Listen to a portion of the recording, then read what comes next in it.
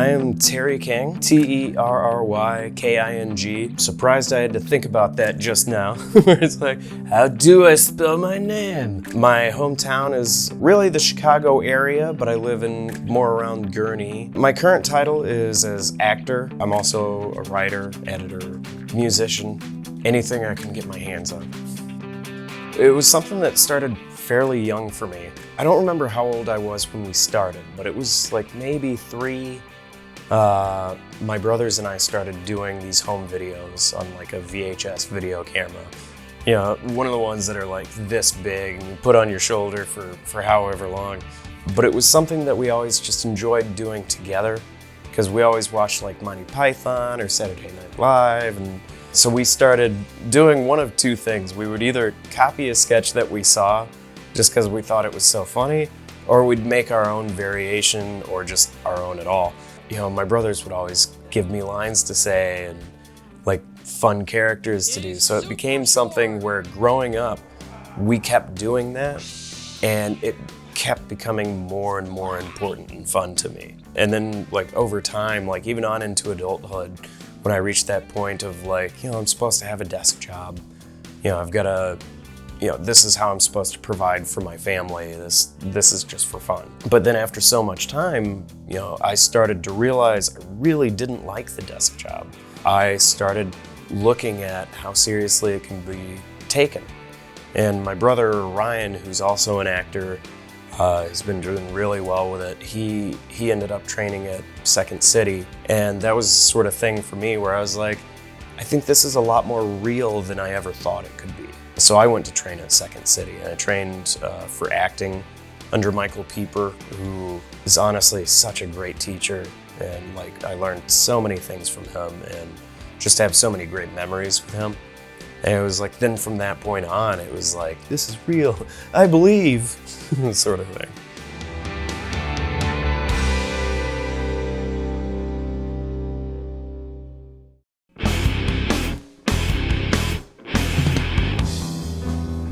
My parents had a piano to show my oldest brother how to play piano. And I would always kind of play with the keys, but then like one day I went to a friend's house. His dad had an acoustic guitar sitting out. And I was like, what's this? And he was like, that's my dad's guitar. I was like, I'm gonna write a song. And it was just me like openly plucking each string and going back and forth. I was like, it's gonna be a hit. It went nowhere. From that point on, it was like years later, around like when Nirvana was out and stuff like that, my brother Ryan had started taking an interest in music. He started learning on his own. Like he got tablature books, and I believe he learned Enter Sandman was one, I think. At some point when he started learning this, he was like, would you like to do this with me? Because I would like come in and I'd sit and watch, and I was like, yeah. He's like, all right, well, while I'm learning, I'll show you too. And so, like from that point, my parents got us lessons. We got guitars, and we created this garage band. It was like when I was in 6th grade, Ryan was a freshman in high school. We had this garage band called Noisemaker, and it was like, it never went past the garage. It was funny because we actually recorded us playing some of the songs.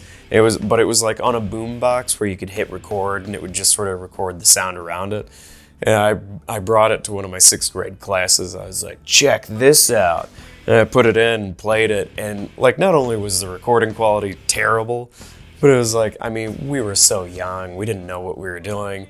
And it was like literally some of the other kids started laughing at me. I was like, oh my gosh, why did I bring this here? But then, you know, from that point, you know, my brother and I both kept improving at our own instruments. But he had somebody come to him, and they were like, we have this funk band that we need a guitar player for. We've seen you play, we know you're good at this, we'd like you to be our guitar player. So from there, my brother, Ryan, says to me, he's like, I won't have time for this band anymore, so I'm going to give it to you. You know, you do what you want with it. Aaron is still in the band, but I've got to focus on this. And I was like, okay, cool. And I was at the point where I had started fiddling around with writing on my own. It was always just like little jams and stuff, but like I never wrote a full song at that point. But so, you know, after so much time, life kind of got in the way, the band broke up. And then eventually both Ryan and I separately got into acting. After so long, I picked up my guitars again, started writing again. So now I'll actually write music and I'll send it to him and be like, can you add stuff to this? Or like, what do you think of this? Do you like this? He would always send it back with drums, or in some spots it would be like drums, guitars, and stuff like that. But it's fun that we get to maintain that. We're actually working on stuff now to where at some point I'd like to, once it's all done, to actually do something with it.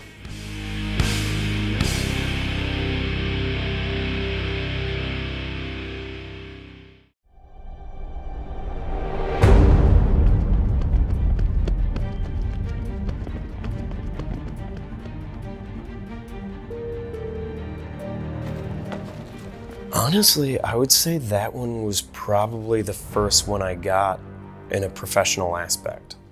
Because, like I was saying before, where I hit that point of working at a desk isn't what I wanted. And so I took that opportunity to immediately start searching for work. And it was funny because the first one that I submitted to, I came across, and it was this description of like, it was action and drama. It was, the character was repeating events through time and trying to save their sister from being killed. And it was one of those things where I was like, man, it's the lead role. There's probably no way I'm gonna get it, but I'll never know if I don't try. So I'm gonna try, and I did it. And it was like, I think it was the next day, maybe the same day, like later in the evening, I got a call from the director who, because thankfully I had the training, I had had some theater experience, and prior to that, mainly industrial film experience, just because my dad had done industrial film. And so he was basically like, I really like what I see here. And even throughout the conversation, he was like, I really like the conversation. I feel good about this. We'll have you audition. Let's see where it goes from there. And then I got the role, and he was somebody who was so on the ball and like had his vision fully planned out. It was called Presidium. It was a short film. And it was beautifully done, beautifully shot. He was so great to work with. His story was creative. There was so much depth to the character, like not just in the page, but that he had in his mind, stuff that wasn't even on the page. And so getting to do that right off the bat was one of those things where immediately I got that taste of what I loved about it, and being able to perform something that was that good. It was invigorating and allowed me to keep going, and also gave me the mindset of don't be afraid to do the things that you're afraid of doing. Like you're the person who can tell yourself no to your own dreams. So be the person who says yes, take a chance and see what's gonna happen.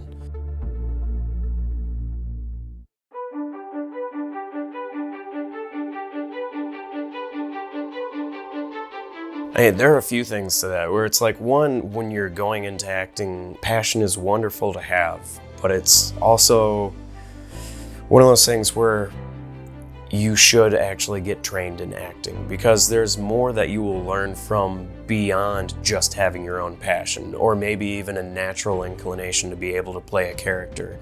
There are things that you have to learn on how to develop a character, how to read a script and see your character. Even just how to move around on a stage or in front of a camera. Those are all things that you need to learn. It's like you can get that experience just by jumping into it, but usually if you do try and just jump into something like that, there is a possibility that you can hold things up due to a lack of experience, and that can prevent you from getting other work. But then on top of that, like say you have trained and everything like that, not every movie role is just gonna suddenly land in your lap. Like you're constantly going to have to work. I've always kind of joked with people to where it's like having a job as an actor is like constantly doing interviews for a job, because each film role you're putting yourself out there, you get it, you're done, great.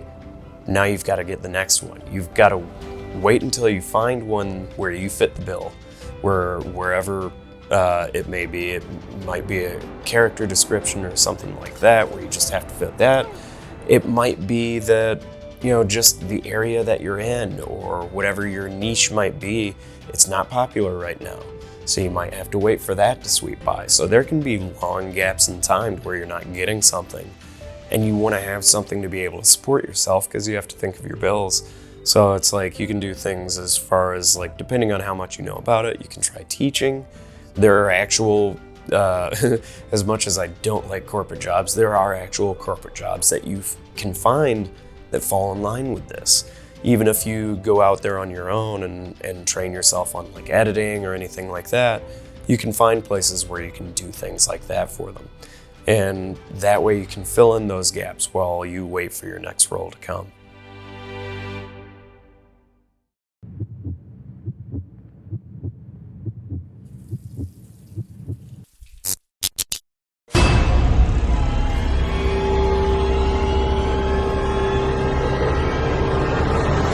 It's going to be a little harder to find some things just because you don't have anything on your resume possibly or anything like that. But at the same time, you might have some filmmakers who are like, I want to give a brand new face a chance and see how this works. But there is nothing wrong with finding an agent, because there are certainly doors that, especially as a brand new actor, that you won't be able to get through without an agent. So it's something that you definitely want to get at some point.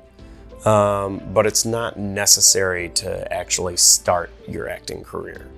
Like, you can start and you can find things on like Facebook forums or online forums, look for the area that you're in and type like acting this area, and you might be able to find job postings. But once you realize that you've kind of hit your limit on what you can get in that and you want to go further, then it might be a good idea to find an agent or even a manager.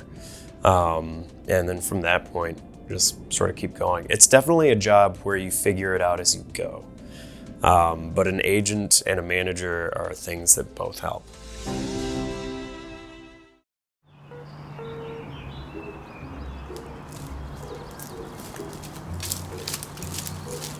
Hey, wait!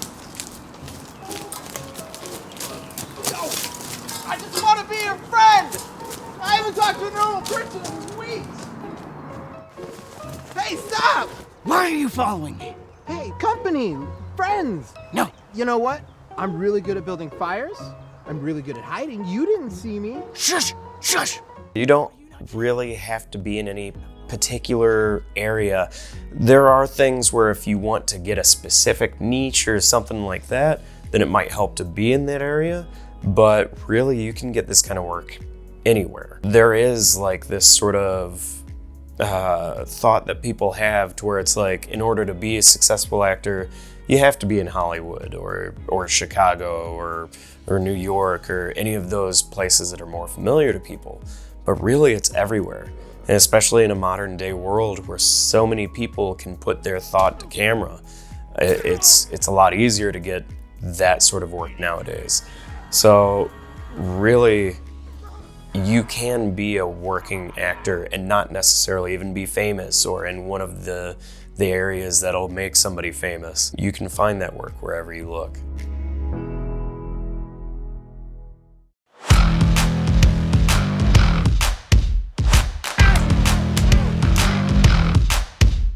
Now will you come to my birthday party? What the fuck are you talking about? What I love about the Pizza Sutra group, like aside from all the projects that we've done together and outside of the 48 hours, is we're all such good friends and we have such a good working relationship with each other. And typically our creative visions are all pointed at the same direction. It's just we might be looking slightly different. So it's like most of the time, even when we haven't agreed on something, it's usually something where it's like, oh, right. But that's about the worst of it. It's crazy, like especially when you have so many creatives in one group making something like that work within a 48-hour window.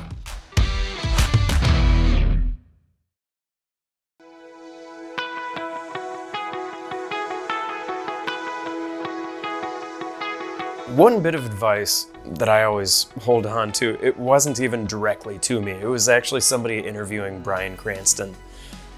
He was talking about how when you go into an audition room, because it's the scariest room as an actor that you can walk into. Because even if you know your character or anything like that, you are essentially walking into a room where you are about to be judged. So it's that thing where your heart drops, and it's like, this is the role I want so bad, I've got to get it. And so it's like, by the end, you might not get it just because you've panicked yourself so bad, but he had this great bit of advice to essentially remember you're not there to show how good you are at that part. You're not there to show them that you're even the greatest actor in the world. You're there because you're going to show them your take on what this part is. It doesn't mean if you don't get it, it doesn't mean that you were good or bad or anything like that. It just means, for whatever reason, the take that you had on it, what your thought was on that character, it just didn't apply to their overall vision. You may have given the best performance that they saw there that day, but in the end, they might be like, as good as it is, it really doesn't fit the chemistry of everything that we have. And this chemistry that we're looking at, the actor doesn't know about, because we guard all of it like a secret because we want the end to be a surprise. So I would say that was probably the best advice I got. One thing I always try to tell people, aside from making sure that you are trained, because training for an actor is very important. It's good to know the ins and outs of what you're doing, but also be prepared to have a thick skin because of those moments, because of the moments where you're going to walk in and be so incredibly vulnerable, and you might still get a rejection. And be prepared to handle that, especially if this is what you want to do and you have the drive for it. Be prepared that there are going to be devastating moments, no matter how far into it you've gotten. You could have a huge success and then immediately afterwards still not get a role for however long.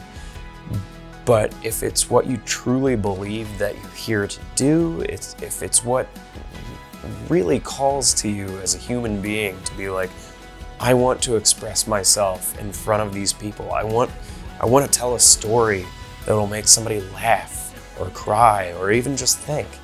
If you have that feeling inside you, be prepared that it is going to be hard sometimes. But as long as you keep going, as long as you continue to learn, because never stop learning. Keep taking classes, keep learning other aspects of what you do. And as long as you keep trying, you will find fulfillment in what you're doing. It's a never-ending story, basically. But if it's what you're meant to do, you're going to love every second of it.